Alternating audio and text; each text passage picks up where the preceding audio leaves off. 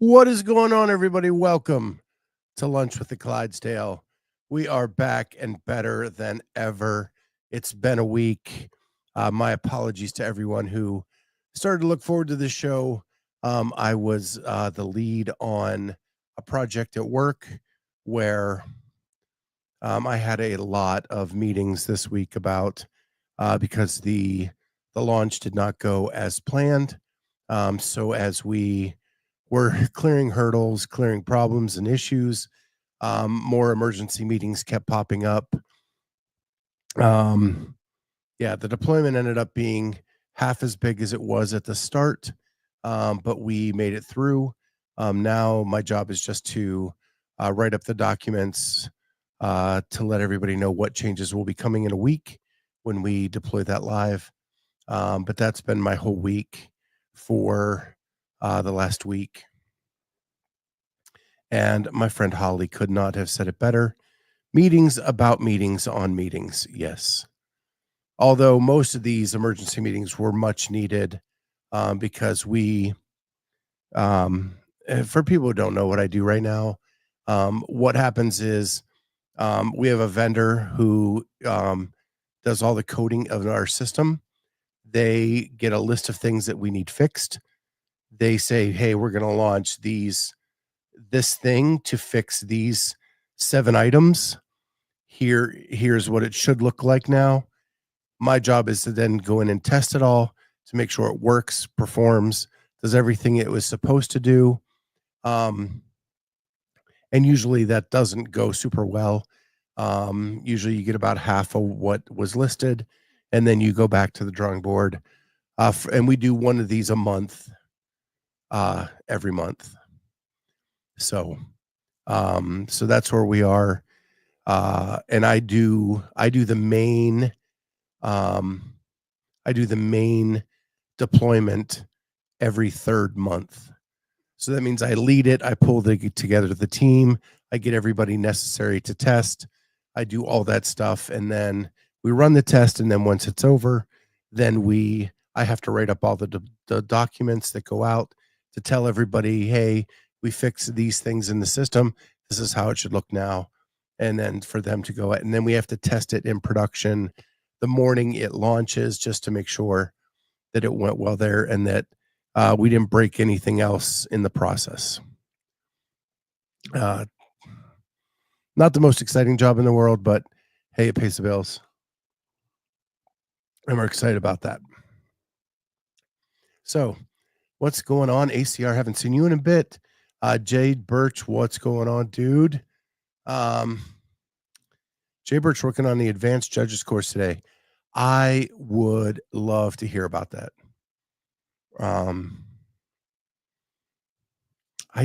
I took the judges course every year from 2013 to 2023. Last year, I did not take the judges course because I had no plans of judging or doing anything like that. And then this year's you have the regular judges course, and then you have the advanced judges course.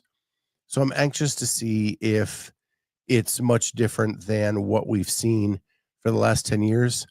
So anything you could offer up, Jay Birch, would love to hear what that looks like now. And Jay Birch, correct me if I'm wrong, you're still the one hole you have in your game is you do not have your L1 yet. That would allow you to judge at semis or the games. Is that correct? So far, it's much more in depth and correct. Yeah, I'm coming up on my expiration. My L1 I've had for 10 years. It expires at the end of this year. So I have to make the decision with doing all the media stuff now. Is it worth me? I don't coach anymore. I coached from 2015 to 2019, and then went into the media thing. And then, but I still judged a little bit. Do I need to renew my L1 or take my L2 or do any of that.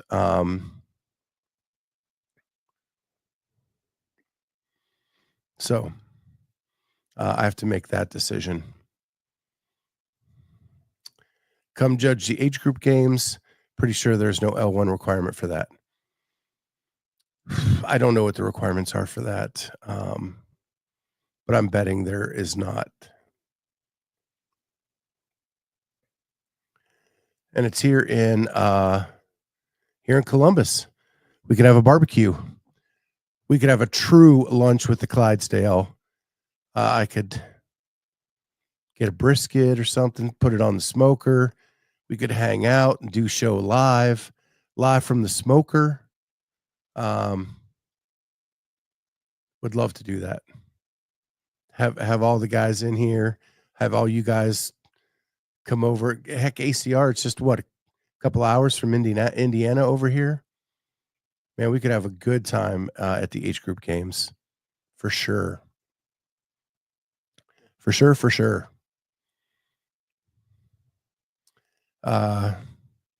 We could even make a Jay Birch lean-to do some workouts, and I got all my equipment in the garage.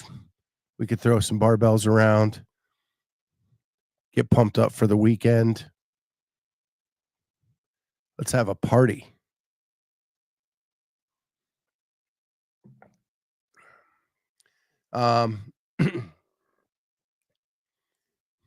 So yeah, what do I want to talk about first?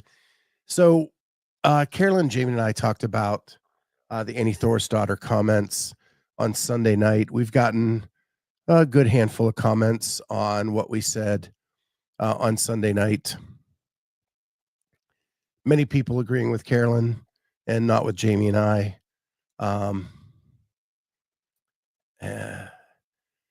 Truth. Ain't no party like a Clydesdale party. You know it. So I wanted to explain maybe a little bit further my comments about the Annie Thorisdottir thing. I am not one of those people that believe just because she won championships, she made a ton of money in the sport, that she owes something back to the sport. She played by the rules. She did what she needed to do to earn her way, to make her name, to do what is supposed to be done. And I guess I just don't see it as that she owes something back. However, now that she does have a name and now that she is an influencer and she influences a lot of people, when you make stands like this, especially political stands, I think you need to explain why. That was what I was trying to say on Sunday night, is that I just think that because she has a lot of fans, a lot of people that look to her for influence, she needs to explain why she's making the decision she's making. I go back to, back to the 80s, probably, when Charles Barkley did the "I'm not a role model" commercial. One that he has said since he regrets because it got misinterpreted, but it made people think like, and what he was saying was like, I'm not a person in your life day to day. It should be your parents. It should be people you live around that are your mentors and the people that you look up to. But that the truth of the matter is that just doesn't always happen, and that people do make decisions. That's why people get endorsement deals and sponsorship deals, because they do influence decisions of others. And Annie is a two-time champion, multiple-time podium winner, and she's choosing not to do the Open this year and compete in the 2025 CrossFit Games season. She was part of PFAA. They put out a statement that had 3 demands. She signed that statement, and then there's been nothing since. It's my understanding that she is no longer a part of that board. So I think because of some changes since that statement, saying that you have a moral issue and that's why you're not doing it is not specific enough to let your fans know why you're making this choice. And there's been a lot of rumblings out. Is it because you don't trust Dave anymore? Is it because you think he should be fired? Is it because you don't think they handled the Lazar thing correctly? Like, just tell me simply what it is and move on, and I'm okay with it. I'm okay with you making whatever decision you need to make that helps you move forward. That's fine. You have the right to do the open or not do the open. I really don't care personally. But when you influence thousands, then I do think you owe those people an explanation as to why you're not. And signing a group letter, which many people believe was her statement, is her explanation. So much has happened since that statement. I just think that she says what it is and we move on, and I would have been fine with it.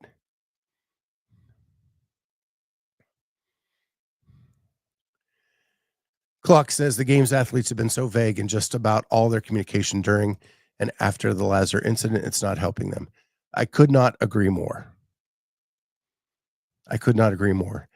It's been what's made it tough for me to move on with interviews with the elite athletes in the space. Because I think if we just said how we felt and move forward, it would help with the healing process overall. And some people are going to agree and some people are going to disagree, and that's okay too. It's okay that we don't agree on every freaking thing in the space. Let's just move forward. Have conversations. That's okay too. Thank you for that, Ken. Lots of easy cop outs this year. I agree. I think that I and I think that the problem is that the PFAA has built their whole platform on the Lazar incident when their issues with CrossFit and everything that they have explained has nothing to do with his death, but other issues about not being listened to, about proposing things to them that they have not heard, on and on and on. And now because of the momentum of the Lazar thing, they're now hitching their wagon to that. And I am very much a fan of Brent Fikowski. Every time I've had him on the show, he has been a gentleman, and we talk at length. He has been a mentor to me post show, but to then watch Hiller's behind the scenes of Wadapalooza with Erica Folo and seeing how little respect he got from Wadapalooza making demands about the warm-up area, and that's supposed to be their partner. They're supposed to be in a partnership, and he couldn't even get a flat surface for the warm-up area. Like I'm going off on rants here, and it's ridiculous. But back to the Annie thing. She has the right to make that statement. I just want the why. I think that you, as a role model and a influencer, should tell the people why you're not competing this year. That's all. And then I'm fine with your decision. Ken Walters, but she's still benefiting, making lots of money off her members, using the CrossFit brand for a box. To believe her stance, then drop everything about. Yeah. And I mean, I could quibble about that. And we made that statement on Sunday night as well. But in all, I really don't care what she does. Just explain to me why. I think many will not, ACR, I think many will not participate this year and regret it when they want to just quietly come back in 2026. If you guys have been following the show at all over the years, some of our biggest shows have been with up and coming athletes in the space. That's who I feel for right now. They have no place to go. You have the World Fitness Project that the top 20 athletes in the world have a signed contract with, and then Everybody else has to kind of pay their own way to challenge for one of those spots, which is expensive. It's a, to make it to the finals, you have to go overseas. And now in the open, we've cut the field of the games from 40 to 30, and we've cut the prize purse because things like this with Annie saying, I'm not doing it. And if she influences a lot of people, we already see that it is affecting the open signups. If those open signups go so small, the prize purse is going to shrink considerably. And then those up and coming athletes um, will not have the opportunity that people like Annie did 10 years ago. That's where I'm most upset about this, is we are taking away all of the opportunities for the up and coming athletes.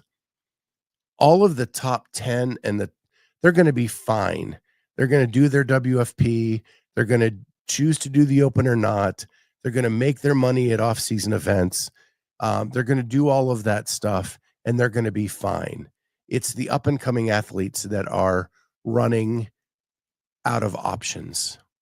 And at some point, the sport needs to be replenished with those up and coming athletes.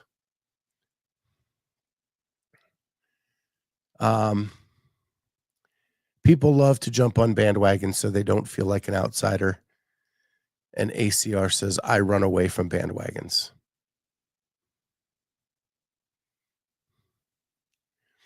There are some podcasts that will not have anyone coming back quietly in 2026. Explain further, please, Ken, what that means.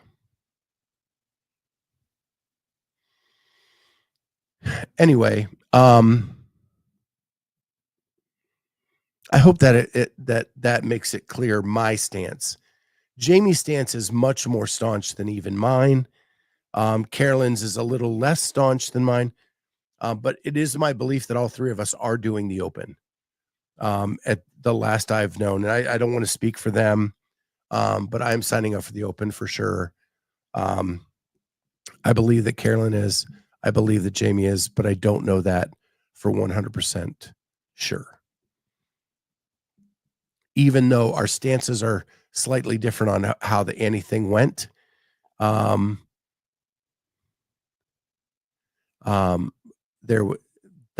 kind of where we're at. People like Annie can afford to not do the open. Her box is still hugely successful. It ain't taking any money out of her pocket. No. And that facility is massive. The amount of people that she has there is so. They'll be called out on their BS by the podcasts. I don't want to call it called out. I just want to understand. Like, I think if you guys have been with me long enough that I just want to know both sides. I want to know why the why. That's it. I know other podcasts will go harder at that. I like having discussions, and it's okay that we have different opinions. But explain to me. I don't want one of the cop out phrases to get you out of the conversation. I want to have an intelligent, well thought out conversation about why.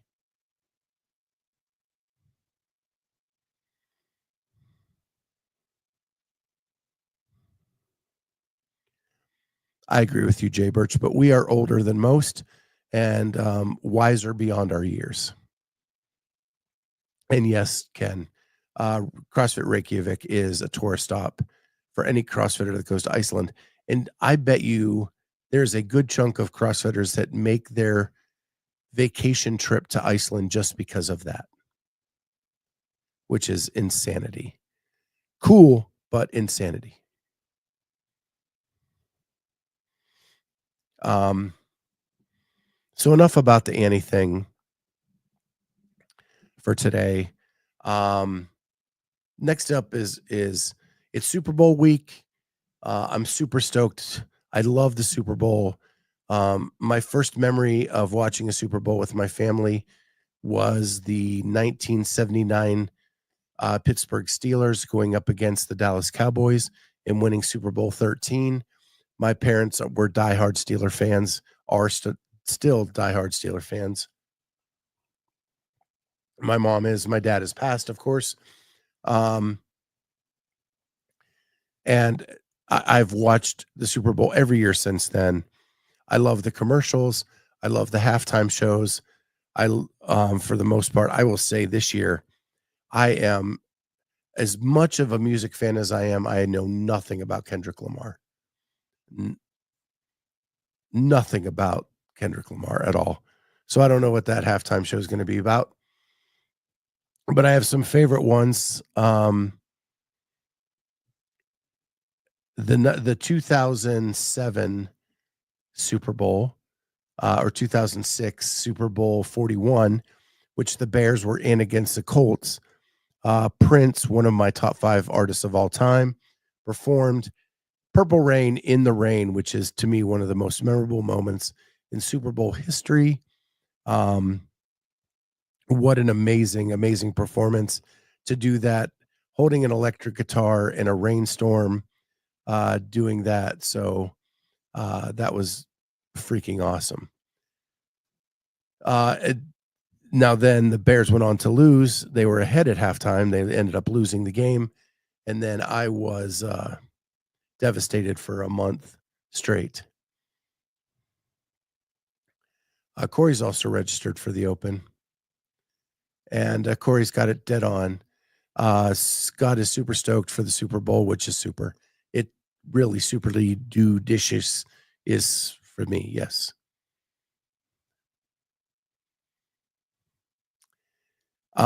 Kenneth, is he still formerly known as Prince or known as Prince again? Well, since he is since passed, I think he's formerly known as Prince now, forever and eternity. A couple other big halftime show. The Janet Jackson Justin Timberlake will be a big memory forever for multiple reasons. Um, it was the first time I really tried out my TiVo to see how the recording worked on live TV, just to see all of that. And then the hip hop celebration from a couple years ago with Dre and Snoop and Eminem and 50 Cent and all of that was freaking amazing. Um, Katy Perry was an awesome show with Left Shark, the non-dancing dancing shark. That was big. My daughter was a huge Katy Perry fan. I've taken her to see or see her in concert, so it was fun to see that. As a dad, so many Super Bowl memories with the halftime show. But Kendrick Lamar, I really know nothing. Oh my gosh, clock. The most enduring memory of Super Bowl will be Terry Tate, office linebacker. That is one of the best Super Bowl commercials of all times. All times. So, Kenneth, I prefer Creed's Thanksgiving game halftime show. I wouldn't prefer it, but I actually was in Tallahassee as they were coming up. I lived there for 4 years. Um, and they were playing everywhere in Tallahassee when I lived there. They had not broke yet. So they were playing like local bars, beach parties. My wife and I saw them so many times before they broke. And they were the biggest band in the area at the time. And then when they broke and they went nationwide, it was insanity. And then they didn't come back to play because Tallahassee's so small. They would play Jacksonville or Pensacola, uh, or Atlanta, but they never really played Tallahassee after that. Or if they did, it was a small party. But Corey echoes the Terry Tate office linebacker. Yeah. I played middle linebacker in high school. I was memorized and tranced by the idea of running amok in an office. I will say that um, with the way my job is going right now, I would love to don the pads and just wreak havoc in my office right now. Uh, it would be a fantasy. Bruce trying to rub more salt in the wound. Did you see Barkley was almost a bear? I did. I saw that, and Saquon is one of my favorite players of all time, former Penn State Nittany Lion, and that the Bears were really close to signing him in the offseason makes me want to cry.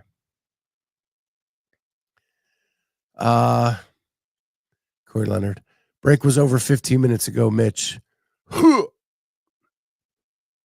So good. So good.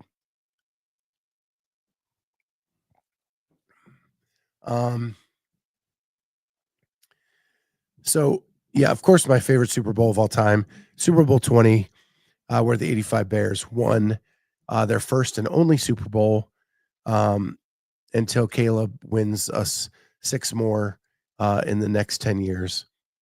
But yeah, the 85 Bears, that was like magical.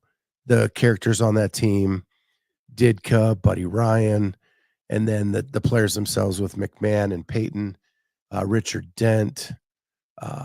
It's the only thing this is the only player that I was not enamored with, and that is the fridge. I was such a Walter Payton fan.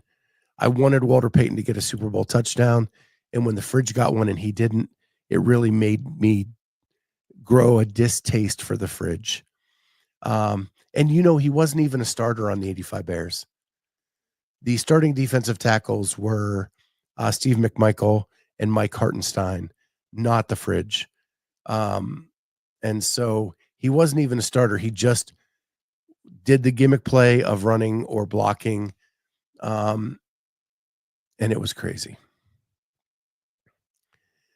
Super Bowl Shuffle. I actually have that on vinyl in my collection. I have the original pressing of the Super Bowl Shuffle. My buddy found it in a record store in Pittsburgh and got it for me. And I had to, it is epic. And I need to get it out and play it a little bit going into this weekend. I do that every year. So can't wait. But yeah, tons of great memories. And maybe the on Friday, we'll do a top 5 memories from the Super Bowls, as we missed top 5 Tuesday this week because of my work schedule.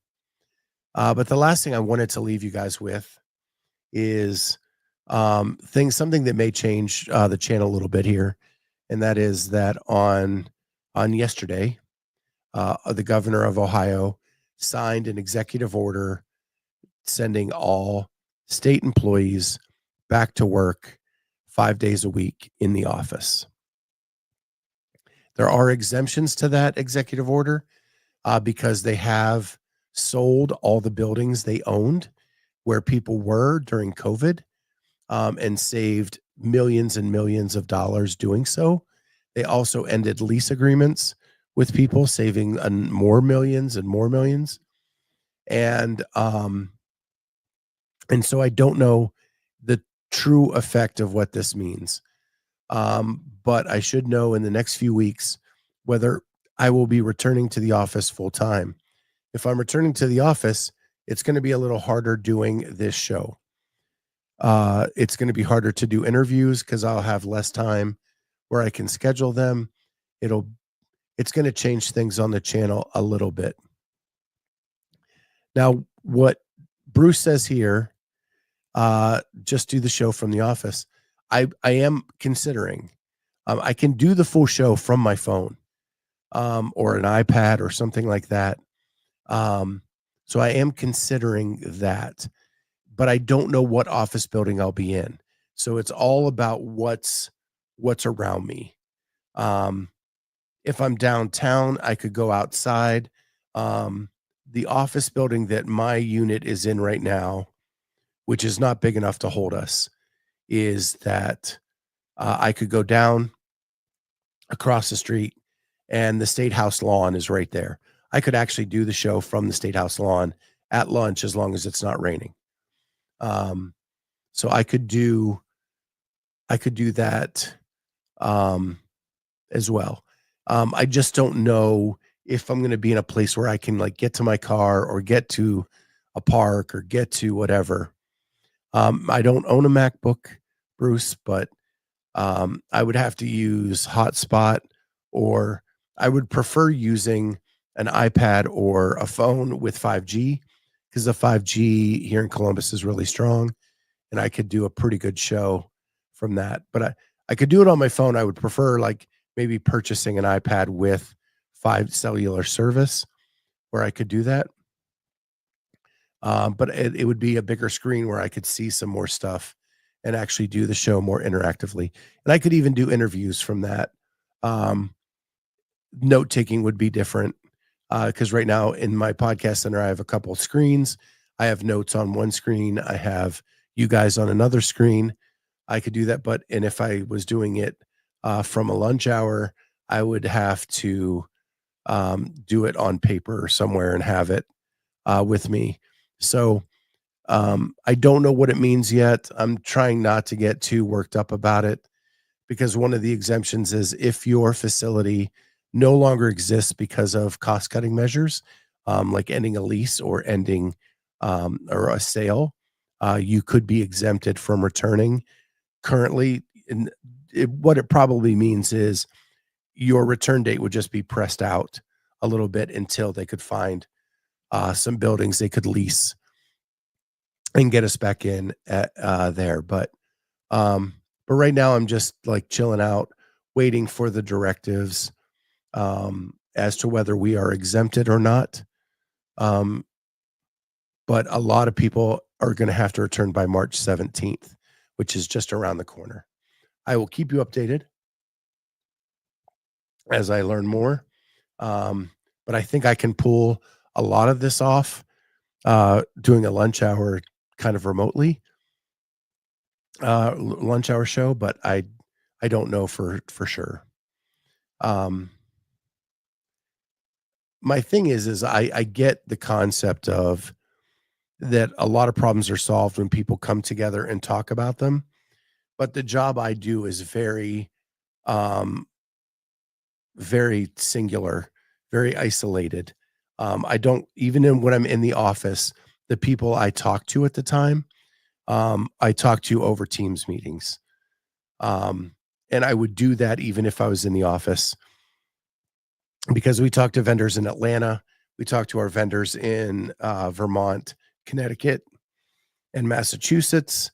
So that's who I deal with most of the day, are people that aren't even in our state anyway. And then the teams that I work with are different units around the state, and I bring them into a Teams call anyway. So what I would be doing is moving into the office to have the same Teams calls that I have today, with more interruptions and more noise because of the stuff going around. Or right now, I just sit in my dining room with no noise. I can have those without interruption, and I actually get more done at home than I do um, in the office.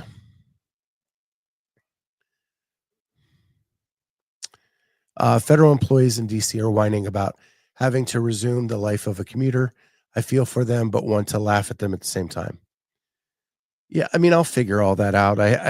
It's not like I didn't work in an office for, gosh, 20 years of my life, 30 years of my life before this. I mean, I'll figure it all out, but what's just weird is that it's lumping everybody into one category instead of being smart about it. And why not save the money where you can? Because you now have the technology to have people work from home. If it doesn't affect their day to day work life and they're more productive from home, why just bring them in for the sake of bringing them in? It just doesn't make a lot of sense. Um, but it is what it is, and I'll figure it out one way or another. Because they actually, and this is a reaction by our state for because of the federal mandate. Um, our governor is Republican, so he's following in line with Trump to do. I don't know. The only difference is in Ohio, our government cannot run on an on a non-balanced budget. The budget has to be balanced when you get into um, when it's being created and approved and sent through the House and the Senate. It has to be balanced. If it's not balanced, it cannot be approved. The problem is they to go out and get all these buildings they need to house everybody now. There's no way to balance the budget. So there's no way they're going to have enough buildings for everybody to come back to. Now we're just waiting to see who that is. Andrew said they should do hybrid mix of home and office. Some people were working hybrid, but that was eliminated in the executive order. So that can't happen either. They were doing 3 in office, 2 at home. But again, I think it depends on who you are and what job you're doing, how much you need to be in the office. And why can't we just go through the position descriptions and determine what position should be in office full time, what position should be hybrid, what position should be at home, and do what's best for the state or the country, right? Because when you're saving money having people working at home because the technology is already there, that money can then go to programs and things to help others. And right now with the state of Ohio, to bring everybody back in, you're going to have to rob Peter to pay Paul. That means money that went back out to programs are going to have to be pulled back in to pay for overhead, which wasn't there before. And so there are going to be programs that take cuts because the employees are going to be brought back into the office. That's all I'm saying. Like I said, I'm a grown ass adult. I will figure it out. I will go back to commuting if that's what they want me to do. And like I said, I'll even try to figure out how way to do the show from on my lunch breaks, in a break room, in a park, in my car, whatever I need to do that. But I just hate the fact that none of it uses common sense. It's just a big lump of, hey, you all need to be in the office, or hey, you all had to be sent home, or when it really should be a mix of both. That is what makes sense for either the state or federal government, and not just a sweeping mandate for everyone. Too many times now, I'm going to go on a rant, but too many times we do things because we need to be fair to everybody. Why can't we just do what's right? Why can't we just do what makes the most sense? Why can't we do what is the most economically viable solution to the problem? No, we've got to make it everybody because someone's feelings might get hurt that they had to come in the office and somebody else was chosen to stay home. That's the part I don't like. That's all. If you told me the reason I need to be there is X, Y, and Z, and it makes the most sense for you to be here in the office, totally get it. But when you just do a sweeping, bring everybody back in, because we can't just tell these 70 people, we have to tell all 100 to come in because Susie might get her feelings hurt or Jimmy might get his feelings hurt. It's just utter bullshit. That's the part I don't like. So that's what really, really upsets me. But again, I've got my head wrapped around it. I'll figure it out. We'll do whatever we need to do, and I'll try to keep the show going.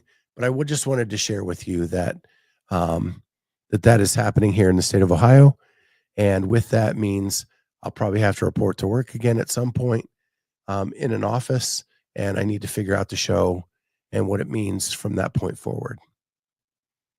So anyway, it's been a great show. Coming up to the end of the work lunch break here. So what that means is you guys need to get back to work, and so do I. So let's get back to work, and we'll see everybody next time. Bye, guys.